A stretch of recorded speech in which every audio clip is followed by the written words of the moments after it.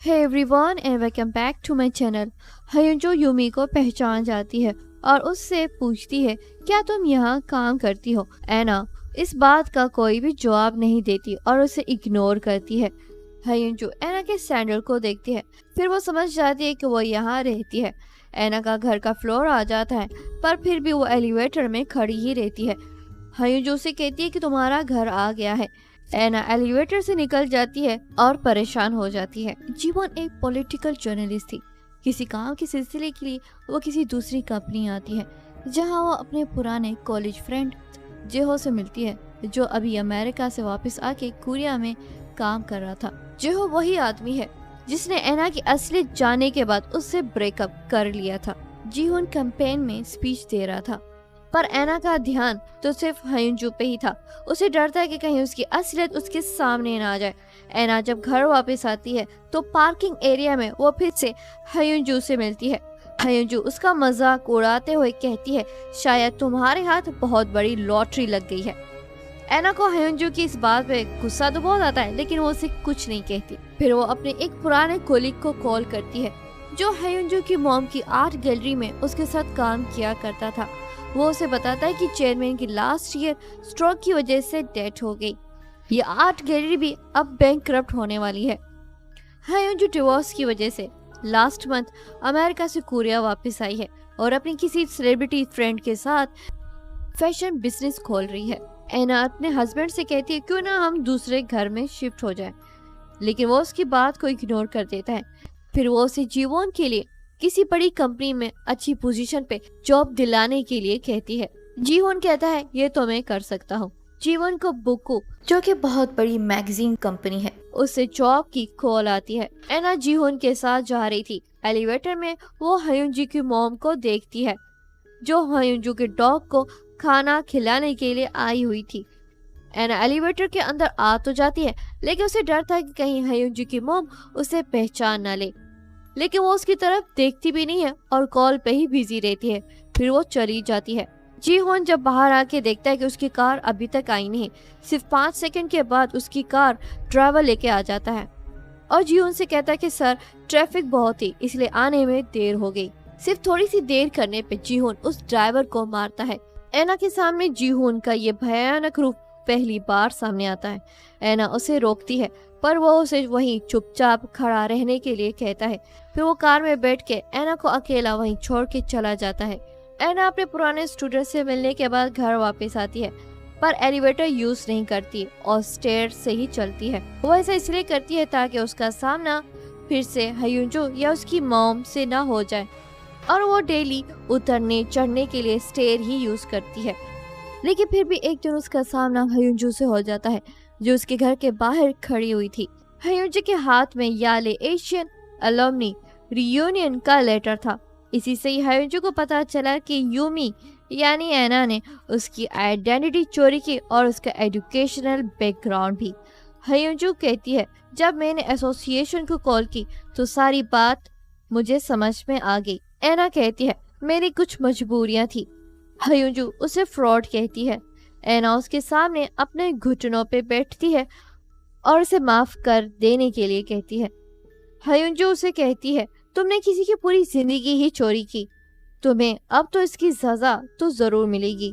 उधर जीहोन अपने दोस्तों के साथ स्नूकर खेल रहा था, तो वो उसे आइडिया देते हैं कि क्यों ना तुम एक स्कॉलरशिप फाउंडेशन खोलो और अपनी वाइफ को उसका चेयरपर्सन बना दो। वैसे भी जो भी फाउंडेशन खोलता है उसके साथ पब्लिक की सिंपैथी तो हो ही जाती है, और तुम्हारी वाइफ इतनी पॉपुलर होती जा रही है, उससे तुम्हें जरूर इलेक्शन में फायदा होगा। हयुंजू एना से 3 बिलियन वॉन मांगती है और कहती है कि ये मुझे पैसे नेक्स्ट मंथ दे देना। एना कहती है कि मेरे पास इतने पैसे नहीं हैं। हयुंजू कहती है, ये तुम्हारी प्रॉब्लम है, मेरी नहीं। तुमने मेरी लाइफ स्टॉल की और अब इसके बदले तुम मुझे पैसे दोगी। जाते जाते वो उसे धमकाती है और कहती है, क्या तुम्हारे हस्बैंड को तुम्हारी असलियत के बारे में पता है? रात को एना सोच रही थी कि अब वो आगे क्या करे। उसे सिक्योरिटी वालों की कॉल आती है, जो उसे बताते हैं कि आपके हस्बैंड ड्रंक हैं और कार में बैठे हुए हैं। एना अपने हस्बैंड को लेने के लिए नीचे आती है और कार का दरवाजा जैसे ही ओपन करती है, जीहोन के साथ एक और लड़की भी कार में बैठी हुई थी। एना कार का दरवाजा बंद कर देती है। फिर पुलिस को कॉल करती है और ड्रिंक और ड्राइविंग की रिपोर्ट देती है। सुबह जीहोन से पूछती है कि रात को पुलिस क्यों आई थी। जीहोन कहता है कोई बड़ी बात नहीं थी। जीहोन एना को बताता है कि मैं तुम्हारे नाम पे एक स्कॉलरशिप फाउंडेशन बना रहा हूँ और तुम उसकी चेयरपर्सन बनोगी। एना कहती है ये उससे नहीं होगा, लेकिन जीहोन उसकी बात को इग्नोर कर देता है। फिर एक लड़की आती है। जीहोन एना से कहता है कि ये मेरी न्यू सेक्रेटरी है। वो लड़की अपने आप को एना से इंट्रोड्यूस करवाती है और अपना नाम चोय यूमी बताती है। एना को अपना रियल नेम सुन के उसे अजीब सा लगता है। हयुंजू की माँ हयुंजू को घर गिरवी रखने पे गुस्सा करती है। हयुंजू कहती है कि वो इस प्रॉब्लम को हैंडल कर लेगी। जीहोन एना से कहता है कि रात को पार्टी है, तुम रेडी रहना, अगर तुम भूल भी गई तो यूमी तुम्हें याद दिलवा देगी। ये कह के वो चला जाता है। नेक्स्ट सीन में जीहोन ऑफिस में था और अपने आगे पार्टी के लीडर की पॉपुलैरिटी से वो परेशान था, जो उसे थोड़ा ही पीछे था। फिर उसका साथी उसे कहता है क्यों ना हम इसके बेटे की कुछ बातें बाहर निकालें, इससे इस लीडर की पॉपुलैरिटी जरूर अफेक्ट होगी। घर पे एना से मैड 2 दिन का ऑफ मांगती है क्योंकि उसके बेटे की सर्जरी होने वाली थी। एना अपने पर्सनल प्रॉब्लम की फ्रस्ट्रेशन मैड पे निकालती है और उस पे जोर से चिल्लाती है। फिर वो नोटिस करती है कि सेक्रेटरी यूमी भी वहीं खड़ी हुई है और वो चुप हो जाती है और अपने सेल्फ पे कंट्रोल करती है। एना मैड से माफी मांगती है और उसे 2 दिन का ऑफ दे देती है। सेक्रेटरी यूमी एना को बताती है कि पार्टी अभी शुरू होने वाली है और आपको रेडी होके वहां जाना है। एना रेडी होके पार्टी के वेन्यू पे आती है। सेक्रेटरी यूमी एना को बताती है कि सर ने कहा है कि सबके आने के बाद ही आप अंदर जाएं। फिर वो एना को कहती है कि मैं अंदर जाके अरेंजमेंट देख कर आती हूँ। सेक्रेटरी यूमी को देख के एना को अपने पुराने दिन याद आते हैं जब वो हयुंजू के लिए ऐसे ही काम किया करती थी। सेक्रेटरी यूमी आती है और एना को कहती है कि अब सब कुछ रेडी है, आप अंदर जा सकती हैं।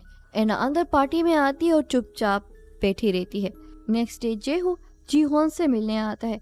फिर उसे एना की पिक्चर दिखाता है और कहता है ये यूमी है ना।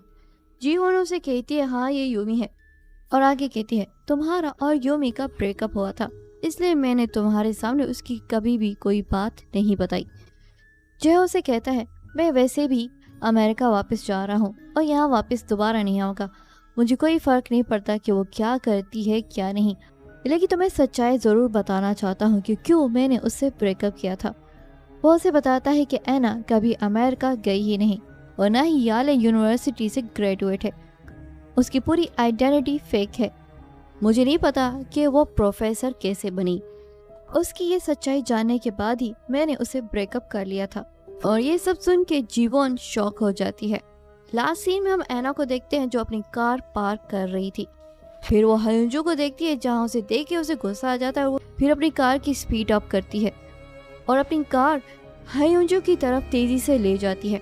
हयुंजू पीछे मुड़ के देखती है और एपिसोड यहीं पे एंड हो जाती है। वीडियो अच्छी लगी हो तो प्लीज लाइक कर दें।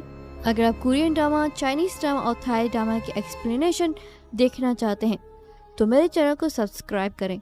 Thanks for watching and take care.